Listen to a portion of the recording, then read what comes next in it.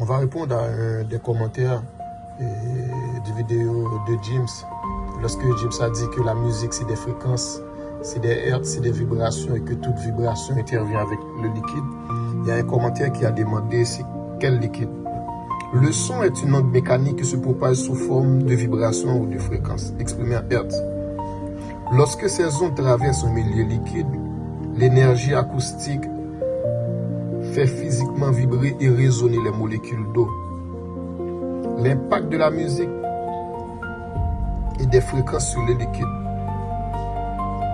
La science de la cinématique demande que lorsque un liquide est soumis à des fréquences précises, les vibrations forment des ondes stationnaires. Ces ondes structurent le liquide en figures géométriques. Le corps humain étant composé d'une grande majorité de liquide, les vibrations sonores se propagent à travers les fluides corporels et les tissus. Cela peut influencer le système nerveux en modifiant le rythme cardiaque ou en réduisant le stress. Certains courants issus de travaux chercheurs controversés comme Masao Emoto ou Jacques Benveniste suggèrent que l'eau pourrait mémoriser les vibrations. D'après ces croyances, des musiques apaisantes ou harmonieuses influenceraient positivement la structure de l'eau, tandis que des fréquences chaotiques auraient un effet inverse. Toutefois, ces hypothèses ne sont pas reconnues par la communauté scientifique conventionnelle. L'eau est un élément essentiel à la vie et cela se voit à l'importance de ces liquides dans la composition du corps humain. La quantité moyenne d'eau contenue dans un liquide dans un organisme adulte est en effet de 65%, plus de 70% d'eau, ce qui correspond à environ 45 litres d'eau pour une personne de 70 kg. La teneur totale en eau du corps humain dépend de plusieurs facteurs, corpulence, âge notamment, plus d'informations.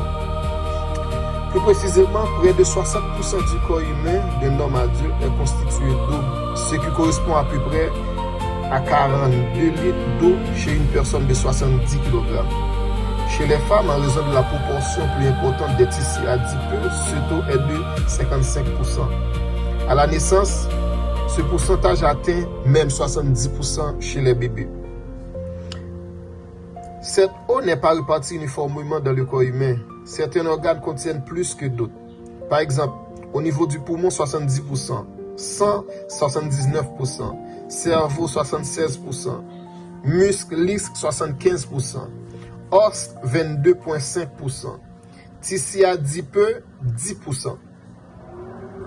Chaque jour, le corps humain élimine 2,4 litres d'eau à travers la respiration, la sueur, l'urine. Il faut donc remplacer ce volume d'eau par la boisson et l'alimentation pour éviter la déshydratation.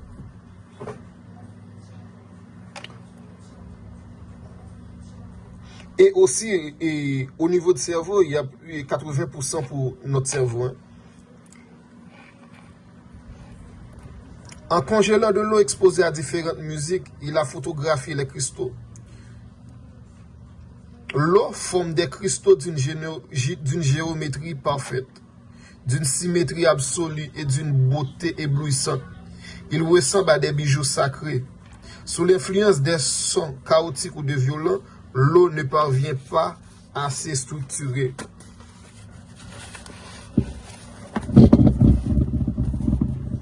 Elle forme des masses amorphes, asymétriques. Chaque fois que vous écoutez une musique, les molécules d'eau à l'intérieur de vos cellules reçoivent cette information de perfection. La musique, le son réorganise vos structures. La musique réaccorde vos fluides internes.